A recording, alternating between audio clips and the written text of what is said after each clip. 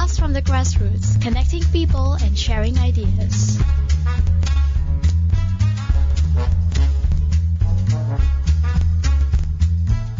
Hey, this is Arlene. And this is Grace. And of course, today we are going to talk about love. But not just any ordinary love, but something that is quite special. Love between two different cultures, two different religious understanding, and just two souls with completely different background. And we are going to talk with Colin Shafer. He is a photographer and also a creator of the Interlove project. So we are going intimate with Interfaith love. Hi, Colin. Hi, thanks for having me on the show. Hi, I hope you are comfortable there. We are Skyping with you live from Canada. I am standing in Canada, in Toronto, out in the rain. Oh. But I'm doing this for you because I think it's important. It is very important. It is very important. Sounds like a romantic, love story in the making. Well, it's a little cold, to be honest. It's a little cold, but it could be a little romantic if it was maybe a little warmer. So, just introduce yourself, why you are into photography and why you started this Interlove project. So basically, I am an educator, so I'm trained in education, and that's why I was actually teaching in Malaysia for 4 years at Taylor's College. And I also have this passion for photography. So after teaching in Malaysia and doing photography as well, I decided first to try and photograph the whole world in one city, and that was the project Cosmopolis Toronto, which I did end up finding someone from 195 different places around the world, all living here in Toronto. Wow. That project year, and now I'm starting a new project, which is try and tell a story about the people who are involved and in love, but in an interfaith context. Mm-hmm. And this is kind of, really, the first project was telling a story about diversity, and now I want to turn my lens to telling a story about, religious diversity, or the diversity of relationships that exist in Canada. Mm-hmm. So your passion is photography. Why telling a story of love, interfaith love in particular, using photography rather than making it into a film or a documentary or something? Well, the hope is that maybe someone will make a documentary about this project, but that's a different story. I personally love portraiture, so the type of photography that I do, I guess you could refer to as documentary photography, but has a focus especially on portraiture. So there's something about photographing people that I think I'm good at and I enjoy doing. And so I think that sometimes, there's a place for written words and there's a place for, but sometimes a picture can have a great impact. And so I guess it's my skill and that's what I can offer to the world. And so that's why I'm doing it. But obviously there's still a place for other forms of art and all that. I'm actually at the website of the project that you call Interlove project. Yeah. How many couples you have photographed thus far? Well, the idea is to create a pilot. So I've photographed 5 couples who are, it's a wide variety. And so that 10 people are involved at the moment. And I've just launched this past week an Indiegogo crowdfunding campaign. And our goal is to raise 15,000 Canadian dollars so that we can take this across the country and try and tell a complete story of interfaith love in the whole country, not just because I think with the last project, Cosmopolis Toronto, telling the story of diversity, it was very much focused on this city in particular.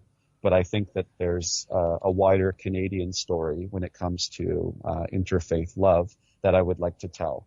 So if we reach our goal within this crowdfunding campaign, over the next, I guess there's 54 days left to go, then we will will take this all across the whole country. And if you know anything about Canada, it's a very, very big country. So it will be a long trip, but it will be well worth it because we'll be exploring how exactly people make love work in these very kind of complicated circumstances. And I think it's important to say that I having spent 4 years in Malaysia and being aware of, I guess, the religious dynamics of that country, it's made me appreciate, but also reflect a little bit on Canada and and the dynamics that are present here. And I think that in many ways, Canada is a really interesting place where many interfaith examples can happen quite easily because of how fluid culture is here, right? And how, in many ways, in many places, it's quite an open society. So while you were staying in Malaysia for 4 years, you actually widen your views when it comes to culture and the religion. I wouldn't say that I really widened my own views, but just that I realized how complicated it could be in Malaysia, and how one thing that I did do while I was in Malaysia was I was writing in the Malaysian Insider. I was a columnist in the newspaper, and I oftentimes was writing about various issues, whether it be sexuality or race dynamics or religion. And I got thinking a lot about, I guess, the way that ethnicity and religion in Malaysia are sometimes confused or combined, and how to be Malay equals Muslim, and that in a Canadian context doesn't make any sense because ethnicity is separate from religion. And that's something that I obviously feel strongly about. I myself, I'm an atheist. I'm not religious in particular, but I often have Malaysia come up to me and say, "Oh, I'm a Christian too," or just assuming because the fact that I was, a white guy from Canada that I must be of that faith. And so, exactly. And so in a Canadian context, I think, and this isn't to say that I'm not trying to paint Canada as the perfect place, because we've got a lot of issues too. I see. But it is as a secular country, there is this openness to respecting and letting one person kind of choose their own path in their beliefs.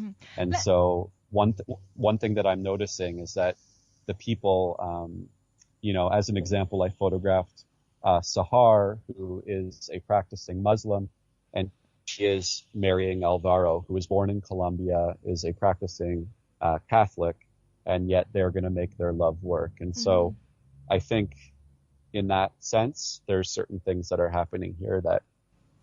So, Colin, let's talk about the pilot couples that you were documenting through your photography. Sorry about that.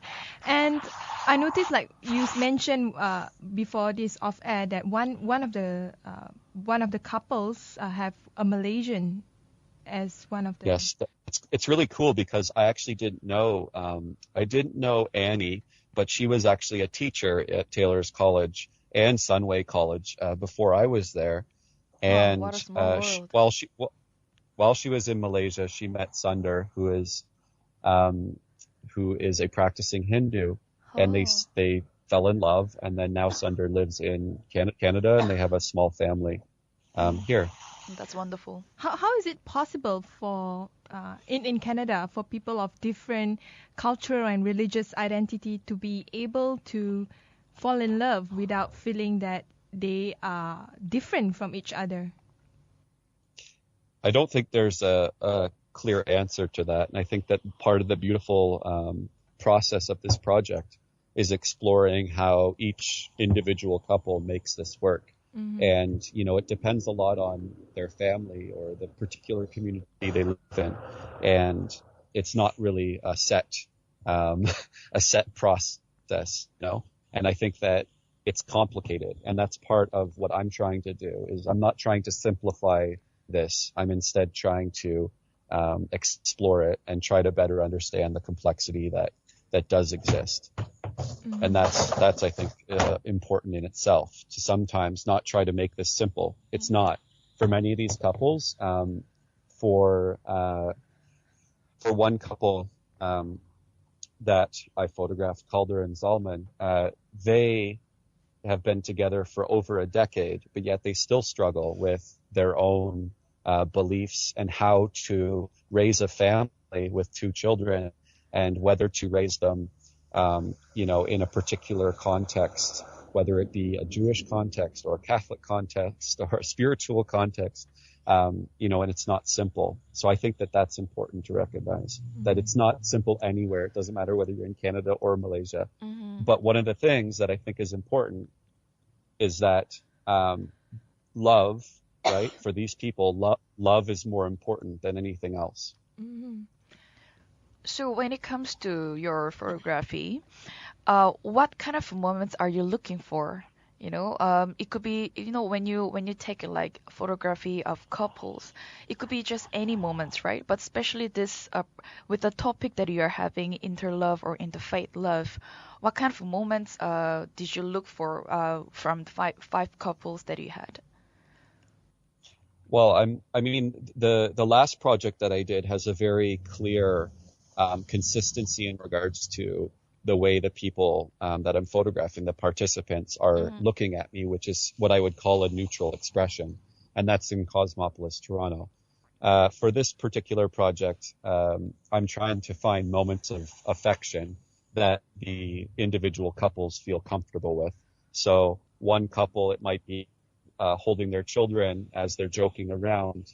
And then for another couple, it was swimming together, right? In a gazing into each other's eyes in a very romantic way. And then for another couple, it was being in a bookstore and reading a book that they like. So I think everyone loves a love story. And so these are special love stories in the sense that they're, 21st century Canadian love stories, I guess. Mm-hmm. So when it comes to love, how do they make it work? If any of them tell you the secrets behind this? Once again, I really don't think that there's a secret, but I do believe that one of the most important aspects is communication. And so, I'm no expert in relationships, but I think through this project, I'm going to see how, each individual couple makes it work. And one of the things that I've seen so far that seems to stick out is this idea of communication, and that if both people respect each, one another's beliefs and are willing to at least talk about it, right? Not just, I don't want to talk about it, or, closed door, let's not talk about this. That won't work. Instead, talking it through seems to be the one thing that I think is important. And then also, people, when they start sharing their thoughts, often find that there's a common ground. And I think that that's something that I see through my travels and living in different places and exploring, different religions or groups or beliefs or whatever, is that there's a commonality and there's a lot of similarities between these various belief systems. So when it comes to, family and interests, sometimes those things I think are maybe quite common for these two people. It's just that they might call their God a different name, or they might pray at different times, or they might read from a different book. But ultimately, that love and also their values are very similar. And that's something that Sahar emphasized with her fiance, Alvaro.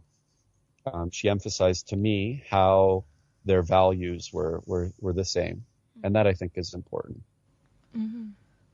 In Malaysia, when it comes to love, is a bit complicated in a way that because race and religion has somehow become the state ideology, and And with that, a lot of the people in this country believe that you should be with people of the same kind of ethnic group or religious group because that's the way to do it. But in the situation of Canada, perhaps you can share with us, like, is there any state intervention or community intervention when it comes to love between two different people with two different backgrounds? No, we don't have Jawi. I can tell you that much. We don't have Jawi here. But no, so I think it's left up as a secular country. What It's about left community up to, intervention? I mean, I think that depends on each one's community. I mean, a lot of families in Canada, because we are a multicultural society, a lot of families still hold on to conservative values or ideas, and that is respected as well. And sometimes it can be very difficult for an individual who might want to, be with someone that's outside of their community, whether it's to do with the person's gender or it's the person's, political beliefs or the person's religion. It might be difficult, but at the same time, there's at least an option for that. And it would not be acceptable, even though this might happen, it would not be acceptable for a community to shun that person or to, or to say that they were evil because of it. That wouldn't happen. Mm-hmm. So your basic human rights are protected in that sense, that you have every right to explore, different avenues of love. But that's not to say that in each situation, there might be, a different dynamic, whether it's because of the community or the family or what have you. Mm-hmm. Can you tell us who are the rest of the couples that you documented? Because earlier you mentioned Annie and Sundar as well as Calder and Zalman. Yeah. So far in the project, I've photographed Amanda and Craig, and if someone looks at their profile, they'll see that Amanda is an atheist and Craig identifies as spiritual. He has a Jamaican background. I think once again that their dynamic of having someone who is identifiably religious and someone who's not can be very complicated in itself. And then photographing Annie and Sundar, obviously from Malaysia, Calder and Zalman. Who else was included? I had Heather and Jordan. Jordan is a practicing Jew, and Heather is a practicing Catholic. Oh. And then, who else? The one that they met at a bookstore, that couple. Oh yes, and so Sahar and Alvaro. And once again, Sahar is a practicing Muslim, and she was actually in my previous project. She was born in the United Arab Emirates, and her fiance, Alvaro, who was born in Colombia. Mm-hmm. So that is a small, sample of what I'm hoping to achieve by doing this project across Canada. Sorry, how many more couples that you wish to document if you were given enough fund to move this forward? Yeah, I would love to tell a story of 100. I think 100 is a nice sounding number. But really, maybe a few more than that would be nice. But I think that spanning the country, I mean, Canada is a very diverse place in itself. I would love to include a very wide range of of beliefs and of relationships, mm-hmm. And that means across the country. Mm-hmm. I think 100 is a reasonable amount to do, and I'm hoping to start the journey in March. So crowdfund now, and then start the traveling part in March. So how can people view all these photos, and you have a video as well? So the project is currently being funded on Indiegogo. It's called, obviously, Interlove Project, and the website for the actual project is interloveproject.com. There's also we're on Twitter at Interlove, but the O is a 0. And we're also on Facebook, obviously, at Interlove Project. And it's kind of exciting because my previous project just came out online in National Geographic today. And also my TEDx Toronto talk. TEDx Toronto is, I think, the third largest TEDx in the world. Yep. The TEDx Toronto talk on the previous project just came out. So both of these projects, I think, are telling an important story for the world, which is, Toronto is a city that is extremely diverse, and many cities like Kuala Lumpur or other places are going to become increasingly diverse. So in a sense, Toronto is a model of what the future might look like as we globalize further and people migrate to many of these international hubs. And along with that, of course, will come this mixing of religions, right? And we kind of all need to find commonalities, and that's if we're going to get along and be friends. And I think in this day and age, that's kind of important. And so while a lot of the world tells the horror stories of various groups fighting each other, I think it's also important to sometimes tell more beautiful stories about people getting along. And I guess in a sense, that's without being cheesy, that's kind of what I'm trying to do is to tell those positive stories about people in love.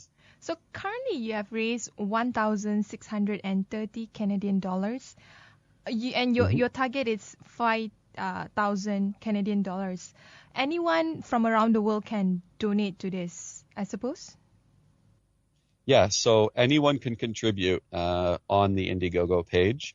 The $5,000 is the initial amount to get it just within the Greater Toronto area. $8,000 will be Ontario, $15,000, and we're going all across Canada. As you know, gas isn't cheap anymore, but that's the dream, And so after doing the previous project and seeing it, become a success with actually a lot of Malaysian friends helping fund the previous project, I might say, I really hope that this one can happen in its full form, because I'm confident that the stories need to be told. There's something really cool about this. This isn't the type of thing that we could have done, 100 years ago. And in many countries, it would be the type of thing that would get me in jail or in trouble or get the people involved in trouble. And I think it's cool that in Canada, we can kind of do this and show the rest of the world how people are making it work. I mean, if two people can love each other and raise a family together, but believe differently, surely the rest of us can figure out how to get along. So to contribute, 1 Canadian dollars would be equivalent to how many ringgit again? 3 ringgit. It's very similar to the American dollar. So about $1 is about 3 ringgit. And minimum contribution is 1 Canadian dollar, which is 3 ringgit. Yeah. If you want to, I would just need a lot of people to contribute $1. But yes, and if you contribute a lot, you'll see that there's some really interesting perks. Like if someone gives 300 ringgit, I will make an Instagram video of me confessing my love to them. I mean, you can't put a price on that. Definitely, you cannot put a price on that. Actually, when I heard this Interlove project, it already sounds pretty romantic. It brings a lot of imagination, assumption, and stories. Even if we don't need to really tell people what it is about, Interlove itself, it actually says a lot of things. And then I actually watched the video that you posted on the YouTube, and I find it to be very wonderful. That's why I asked you about how did you actually capture the moment from the couples, because it could be anyone, and then to be able to deliver the message that it's between the man and woman, and then it's regarding the interfaith.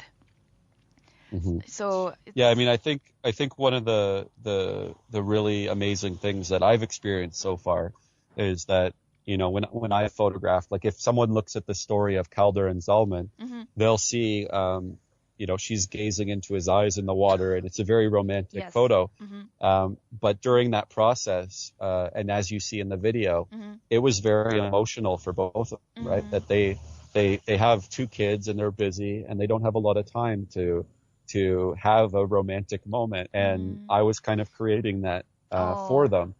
And That's it was wonderful. also a reason for them to have, deeper conversations, to open up that conversation. And I think that's really what this is all about, just creating dialogue. And also for people to see that there's other couples that are experiencing similar situations as them that can Definitely. make you feel a sense of belonging, which I think is very important. Yes. So all the best. And Thank you. yeah, towards the end of the show, and I want to thank you so much for doing this. Actually, I think it's not just for Canadians, maybe for Southeast Asian and especially Malaysia. We need all these positive stories about interfaith loves. And with that, that's all for our blast from the grassroots. All the best.